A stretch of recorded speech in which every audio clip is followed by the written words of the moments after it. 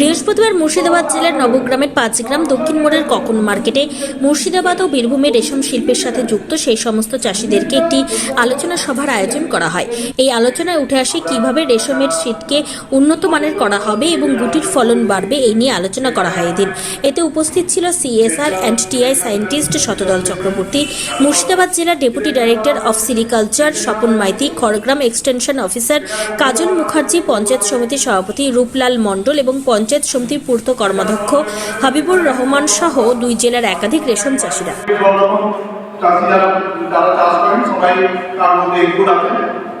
সেখানে এই প্রজেক্টের মাধ্যমে স্বাগত জানাচ্ছি নবগ্রাম পঞ্চায়েত সমিতির পূর্ত কর্মাধ্যক্ষ হাবিবুর রহমান সাহেবকে। স্বাগত জানাচ্ছি আজকে সেন্ট্রাল সেরিকালচার রিসার্চ স্টেশনের সায়েন্টিস্ট নিয়েছে লাগাচ্ছে 2 স্পেসিং দিয়ে বা আরো ওয়াইড স্পেসিং দিয়ে, তাদের ক্ষেত্রে দেখি তারা কিন্তু পুনরায় আসছে লোকাল ভ্যারাইটি বা লেয়ারিং করছে, তারা কিন্তু সে নতুন চলে যাচ্ছে। যেমন আমার ঘরটাকে বলছে যেরকম দেওয়ার পরে দু একটা জায়গা আছে যেখানে চাষিরা কিন্তু কোনো মতেই আর লেয়ারিং করে, তারা কিন্তু উন্নত ভ্যারাইটি নিয়েই তারা 2 স্পেসিং করে। কিন্তু অন্য জায়গার ক্ষেত্রে চাষিদের বলেও আমি অনেক ক্ষেত্রে দেখা যাচ্ছে তারা সেই লাগিয়েছে, লেয়ারিং করতেছে করছে।